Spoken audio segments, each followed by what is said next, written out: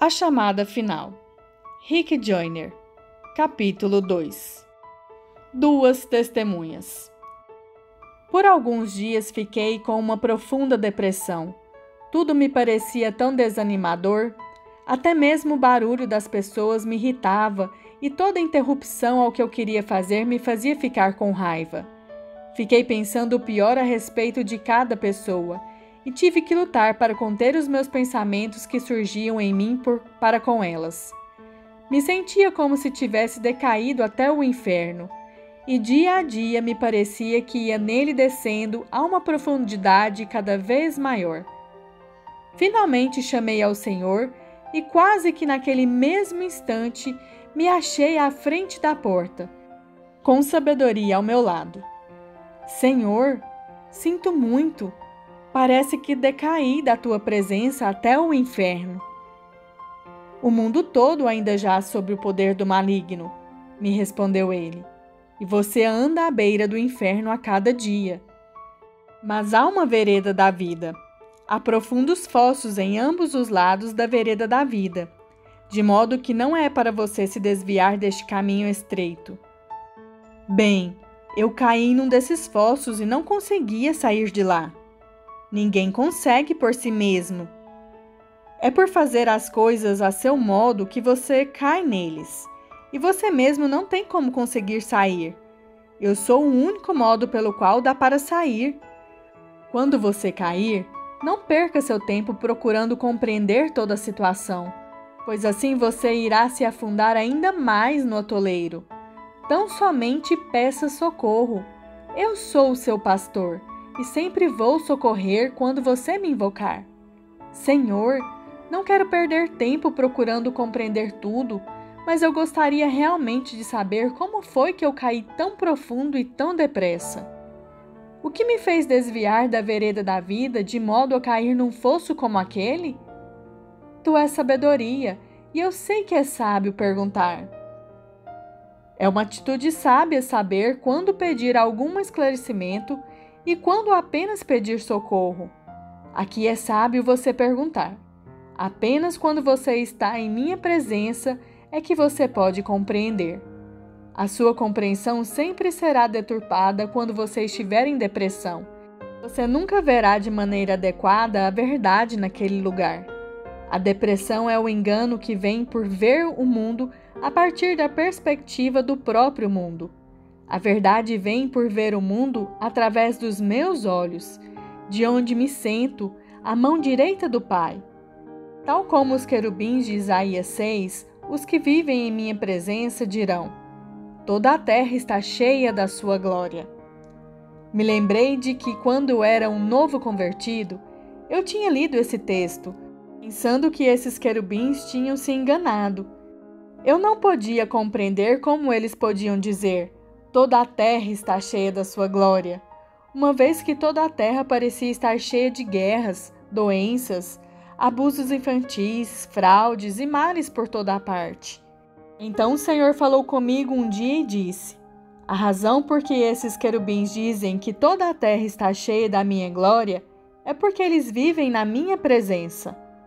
Quando você vive na minha presença, você não verá nada mais a não ser a glória. Senhor, me lembro de que tu me ensinastes isso, mas não vivi essa verdade muito bem, pois passei muito tempo da minha vida vendo as coisas pelo seu lado mau. Acho que devo ter gasto muito tempo em minha vida sentado num desses fossos ao lado da vereda da vida, em vez de caminhar por ela. É verdade, respondeu o Senhor.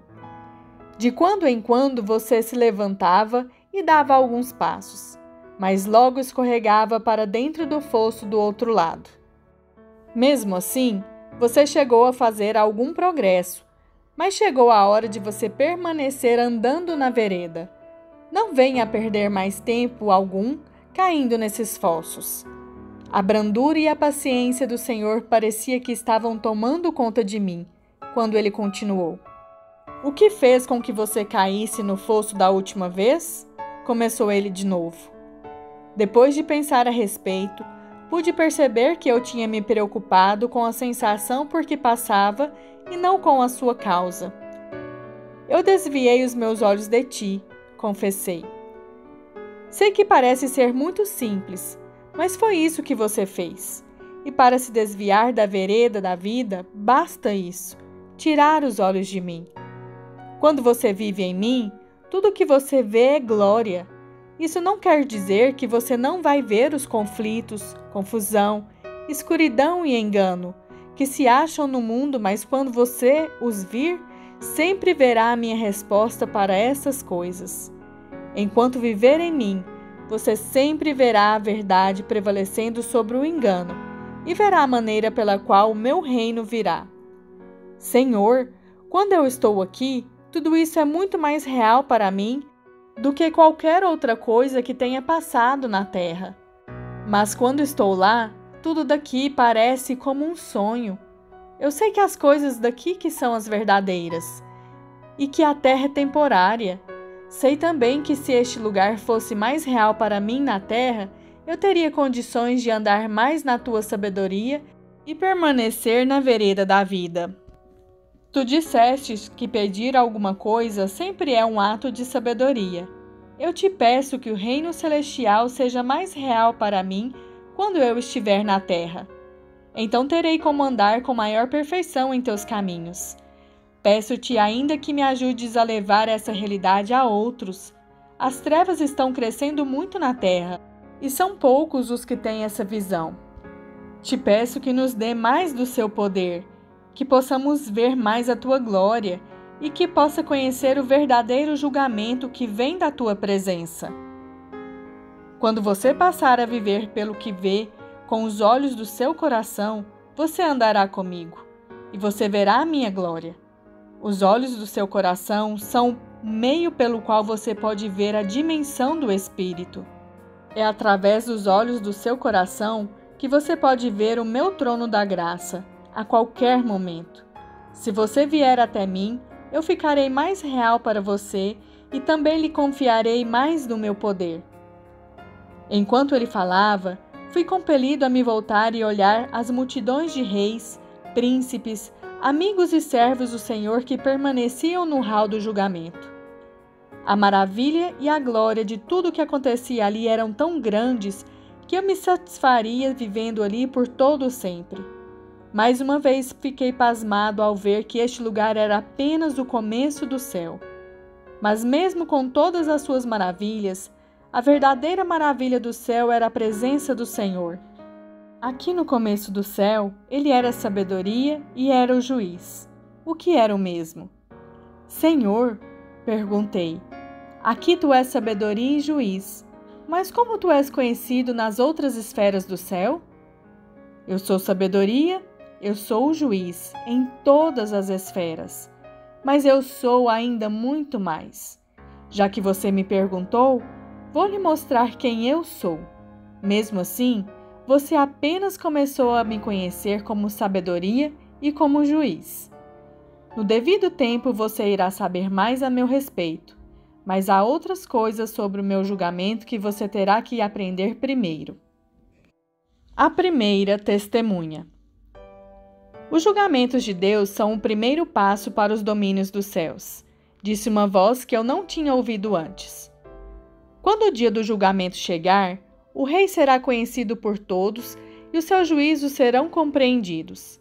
Então a terra será posta em liberdade. Você pediu que o julgamento do Senhor viesse à sua vida. Agora comece a pedir que ele venha também sobre o mundo. Me voltei para ver quem estava falando. Era alguém de grande estatura e de muito brilho, mas um pouco menos do que os outros que eu tinha encontrado no hall do julgamento. Presumi que fosse um anjo, mas então ele disse: Eu sou Ló. Você foi escolhido para viver em tempos difíceis, tal como eu. Da mesma forma como Abraão viveu e intercedeu por Sodoma, faça o mesmo. Nos tempos em que uma grande perversão é liberada sobre a terra, homens e mulheres de muita fé também surgirão. Assim como Abraão, você tem de usar a sua fé para interceder pelos que são ímpios, e tem também de testemunhar o julgamento de Deus que está vindo sobre a terra. O Senhor não poderá testemunhar a crescente malignidade da raça humana por muito mais tempo. Eu me silenciei e muitos pereceram. Não seja como eu fui. Não fique sem falar. Me diga mais uma coisa. Como é que devo adverti-los? Perguntei. Eu pensava que os estava advertindo simplesmente por ser diferente. Mas ser diferente não basta. O poder do Espírito Santo para convencer do pecado é liberado através da palavra falada. O que o Senhor fez com Sodoma foi feito como um exemplo, para que outros não tivessem que ser destruídos desse modo. Você pode advertir os que estão caminhando para a destruição, contando-lhes a minha história. Há agora muitas cidades cuja iniquidade o Senhor não vai tolerar por muito mais tempo. Se os que conhecem o Senhor não surgirem, acontecerá em breve com muitas outras cidades o que aconteceu com Sodoma. O dia do julgamento está próximo, continuou ele. Toda a criação então irá conhecer a sabedoria do julgamento do Senhor. Mas você não precisa esperar por esse dia. Você deve buscar os julgamentos dele a cada dia e torne-os conhecidos na terra. Se o povo de Deus andar nos julgamentos do Senhor, muitos na terra tomarão conhecimento antes do grande dia do juízo. Desse modo, muitos mais serão salvos. É desejo do Senhor que ninguém se perca e que ninguém do seu povo sofra perdas naquele dia. As pessoas na terra estão cegas. Elas não verão nada se você apenas procurar ser uma testemunha. A mensagem do julgamento tem de sair com palavras. O Espírito Santo unge as palavras, mas as palavras têm que ser ditas para que ele possa as ungir. A retidão e a justiça são o fundamento do trono do Senhor. O seu povo chegou a conhecer alguma coisa a respeito da retidão do Senhor, mas poucos conhecem a sua justiça. O seu trono irá permanecer na casa do Senhor e, portanto, o julgamento terá que começar pela sua própria casa. Viva segundo a verdade que você aprendeu aqui, continuou, e ensine-a. O julgamento do Senhor está próximo. Se o povo de Deus andar conforme os juízos do Senhor antes do dia do julgamento, então esse dia lhe será um dia glorioso. Mas se o seu povo não viver segundo os juízos dele, irá passar também pela dor que o mundo está prestes a passar. Seus juízos não seriam verdadeiros se não fossem iguais para todos. Por seu intermédio e por outros, ele vai pedir que as pessoas julguem-se a si mesmos, para que não venham a ser julgadas. E assim vocês deverão agir perante o mundo. Ló me fez olhar para a porta que estava à minha frente. Ela ainda parecia estar escura e não convidativa, tal como as doutrinas do julgamento de Deus, foi o que pensei. A glória do Senhor que nos cercava tornava ainda mais desanimadora. Mesmo assim, agora eu sabia quão glorioso o julgamento do Senhor realmente é. Vim também a compreender que quase toda porta pela qual o Senhor nos leva, a princípio não parece ser convidativa, mas depois se torna gloriosa. A impressão que dá é que quanto menos atraente a porta parece ser, mais glorioso vai ser do outro lado.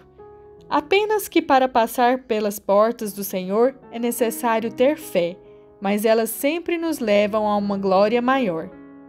Ló então pegou o fio da meada dos meus pensamentos. Como eu já tinha percebido, neste lugar os pensamentos são transmitidos para todos. Então ele disse: através desta porta, você irá experimentar mais da glória do Senhor. Sua glória não é apenas o brilho que você vê ao redor dele, ou que você vê neste lugar, nem apenas os sentimentos que você tem quando vive nele. Sua glória é também revelada através dos julgamentos. Este não é o único modo pelo qual ela é revelada, mas foi deste modo que aqui lhe foi dado a compreendê-la. Através desta porta você irá compreender um outro modo de ver a glória do Senhor. É vendo a sua glória que o povo de Deus se modificará, e o Senhor está prestes a mostrar ao seu povo a sua glória. Quando eles a virem, eles se rejubilarão em todos os caminhos do Senhor, até mesmo em seus julgamentos. A segunda testemunha. Em seguida, uma segunda voz falou: Eu também confirmo esta verdade. O julgamento de Deus está por ser revelado na terra. Mesmo assim, a palavra diz: a minha misericórdia triunfa sobre o julgamento. O Senhor sempre estende a sua misericórdia antes do julgamento. Se você advertir as pessoas que os juízos do Senhor estão próximos, a misericórdia dele salvará a muitos. Não reconheci quem falava comigo, mas era alguém igualmente grande em estatura e nobreza, com um brilho que indicava estar num posto elevado. Sou Jonas, disse ele. Quando você compreender os julgamentos do Senhor, você irá compreender os modos de ele agir. Entretanto, mesmo os compreendendo, isso não significa que você concorde com eles. A compreensão é necessária, mas não é o suficiente. O Senhor quer que você concorde também com ele. Por diversas vezes você pediu que a sua presença estivesse com você. Isso é ter sabedoria. Eu fui um profeta e eu o conhecia, contudo tentei fugir da presença de Deus. Isso foi uma grande loucura, mas não quanto você possa pensar. Eu vim a compreender o grande ardor que vem com a presença do Senhor. Eu vim a compreender a responsabilidade que decorre de se estar perto dele. Na presença do Senhor, toda madeira, feno e palha se consomem. Quando você se chega perto dele com pecado escondido em seu coração, isso vai levá-lo à insanidade, como foi o caso de muitos em todas as épocas. Eu não estava querendo fugir da vontade do Senhor, mas sim queria fugir da sua presença. Quando você pede para ter a realidade da presença do Senhor, você está pedindo que esteja com você a realidade que você viu aqui. O céu é o seu verdadeiro lar, e é certo que você anseie por isso. Entretanto, o Senhor é um Deus santo, e se você andar bem perto dele, também você tem de ser santo. Quanto mais perto dele você chegar, mais fatal o pecado escondido pode se tornar. Compreendo, repliquei. É por isso que pedi os julgamentos do Senhor na minha vida. Agora tenho que lhe fazer uma pergunta, continuou Jonas, que é a seguinte: você vai buscar o Senhor? Você quer ir até ele? Com certeza, respondi. Desejo a presença dele mais do que tudo. Não há mais nada grandioso do que estar na presença do Senhor. Sei que muitos dos meus motivos para estar com ele são egoístas, mas estar com ele me ajuda a libertar-me daquele meu egoísmo. Eu quero de fato estar com ele. Quero ir até ele. Será verdade? Prosseguiu Jonas. Até agora você tem sido mais tolo do que eu fui. Você pode vir com ousadia até o trono da graça do Senhor a qualquer tempo e por qualquer necessidade, mas raramente você vem. Ansiar pela presença dele não é o suficiente. Você tem que ir até ele. Se você se achegar a ele, ele se achegará a você. Por que você não vai até ele então? Você sempre está tão perto dele quanto você quer estar. Muitos chegam a conhecer e a seguir os caminhos do Senhor, mas não vão até ele. Nos tempos em que vocês em breve entrarão, eles deixarão os caminhos do Senhor porque não vieram até ele. Você riu da minha loucura, que foi grande, mas a sua é ainda maior do que a minha. Entretanto, eu não rio da sua loucura, eu choro por você. O seu Salvador chora por você. Ele intercede por você continuamente. Quando ele chora, todo o céu chora. Eu choro porque sei o quão nécio o povo de Deus é. Por você ser tal como eu conheço muito bem. Também do mesmo modo que eu, a igreja tem fugido para Tarsis, desejando negociar com o mundo até mesmo muito mais do que postar-se diante do glorioso trono do Senhor. Ao mesmo tempo, a espada dos juízos de Deus está posta sobre a terra. Eu choro pela igreja porque eu conheço vocês muito bem. Reconheço a minha culpa, confessei. O que podemos fazer? Grandes tempestades estão para cair sobre a terra, continuou Jonas. Eu dormia quando a tempestade veio sobre o navio em que eu estava. ao fugir do Senhor. A igreja também está dormindo. Eu era profeta de Deus, mas os pagãos é que tiveram que me despertar. Do mesmo modo aconteceu com a igreja. Os pagãos têm mais discernimento do que a igreja nesta hora. Eles sabem quando a igreja está no caminho errado e estão sacudindo a igreja tentando acordar os cristãos para que vocês invoquem o seu Deus. Em breve os líderes do mundo os lançarão ao mar, da mesma forma como fizeram comigo naquele navio. Eles não irão permitir que vocês prossigam do modo como estão indo. Essa é a graça de Deus para com vocês. O Senhor então vai discipliná-los com a grande besta que emergirá do mar. Ela os engolirá por algum tempo, mas depois vocês serão vomitados.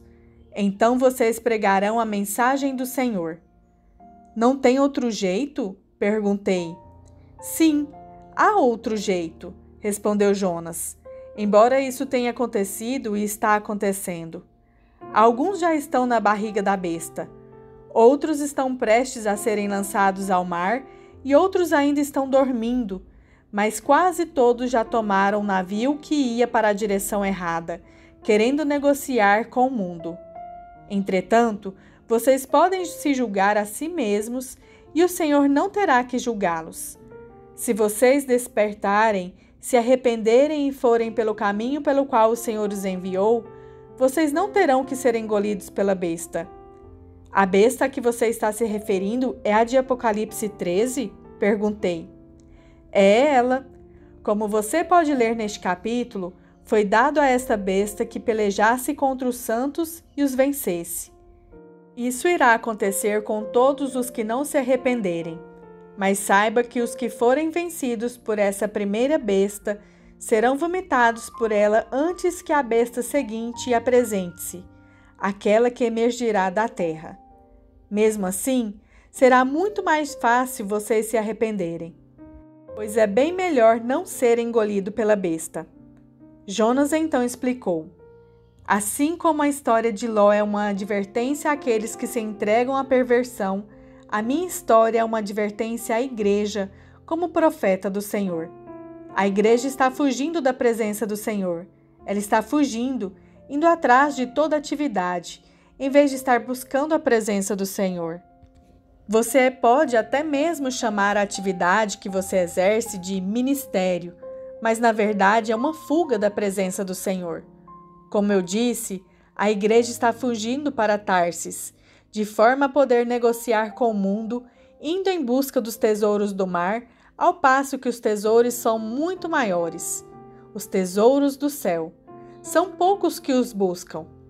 O pecado de querer negociar com o mundo tem enredado a igreja, de modo como eu fiquei todo enredado na barriga da besta com ervas daninhas que envolviam a minha cabeça. As ervas daninhas, os cuidados deste mundo, têm se envolvido em torno da mente da igreja. Levou 3 dias para que eu me voltasse para o Senhor, porque eu estava muito enredado. Para os cristãos, está sendo necessário um tempo bem maior. A mente deles está tão enredada com as coisas do mundo e até chegaram a profundezas tais que muitos deles não têm esperança alguma de se libertarem. Vocês têm de se voltar para o Senhor, em vez de se afastarem dele. Ele pode desfazer qualquer confusão e ele pode fazê-los voltar, tirando-os das maiores profundezas. Não mais fujam da presença do Senhor, mas corram para ele. Então, foi Ló quem acrescentou. Se lembre da misericórdia que o Senhor teve para com Nínive. Ele teve misericórdia porque Jonas pregou. Jonas não foi viver no meio deles procurando ser uma testemunha. Ele pregou a palavra de Deus. Há poder na palavra. Não há trevas tão escuras que barrem a penetração da palavra. Muitos se arrependerão e serão salvos se vocês forem aqueles a quem o Senhor os enviar, advertindo-os. Jonas então prosseguiu. Quando você decair da graça de Deus e for enredado pelo pecado, é difícil para você ir até o Senhor. Você tem de aprender a sempre correr para o Senhor em tais momentos e não a fugir dele. Quando você passar por esta porta, você entrará no tempo em que o poder e a glória do Senhor estarão sendo liberados sobre a terra de uma maneira como nunca aconteceu desde o princípio do tempo. Todo o céu tem estado à espera de tudo o que você está prestes a ver. Será também o tempo das trevas mais intensas. Você não poderá suportar nem a glória, nem as trevas sem a graça de Deus. Você não andará nos caminhos do Senhor sem ir a Ele a cada dia. Não apenas busque a sua presença, viva na presença dele permanentemente. Aqueles que procuram seguir o Senhor buscando-o apenas uma vez por semana no culto da igreja, mas indo atrás das coisas do mundo nos demais dias da semana, em breve serão derrubados. Aqueles que invocam o nome do Senhor, pensando que ele é seu servo, também em breve cairão. Ele é quem é o Senhor de todos, e todos em breve vão ficar sabendo disso. Primeiro, o seu próprio povo tem de reconhecer isso, de forma que o julgamento de Deus vai começar em sua própria casa. É simplesmente uma presunção invocar o Senhor somente quando você quer alguma coisa. Você deveria invocá-lo para pedir-lhe o que ele quer, e não o que você quer. Muitos dos que têm alguma fé também têm muita presunção. A linha entre essas duas situações é muito fina. Quando os julgamentos de Deus vierem sobre a sua casa, o seu povo irá saber qual é a diferença entre fé e presunção. Aqueles que tentarem fazer a obra do Senhor sem Ele, não conseguirão. Muitos têm fé no Senhor, mas somente o conhecem à distância. Estes são os que fazem grandes obras em nome de Jesus, mas o Senhor não os conhece. Os que o conhecem de longe, em breve se lamentarão de sua loucura. Deus não existe por causa da sua casa, é a sua casa que existe para ele. Com toda a sua paciência, o Senhor tem esperado do lado de fora de sua própria casa, batendo à porta, chamando, mas bem poucos têm aberto a porta para ele entrar. Os que, ouvindo a voz do Senhor abrirem a porta, sentar-se-ão com ele à sua mesa. Também se sentarão com ele no seu trono e verão o mundo de forma como ele o vê. A presunção não poderá sentar-se com ele à mesa, nem no seu trono. A presunção é o orgulho que causou a primeira queda, e todas as trevas e todo o mal que está para ser colhido de sobre a terra veio por causa dela. Quando Satanás viu a glória de Deus, ele entrou pelo beco da presunção. Satanás vivia na presença de Deus e mesmo assim se desviou dele. Este é o maior perigo para aqueles que veem a glória de Deus e que conhecem a sua presença. Não se torne presunçoso pelo que você viu. Nunca se torne orgulhoso por causa de suas visões. Se você assim agir, isso fatalmente o levará a cair. Terminou Ló.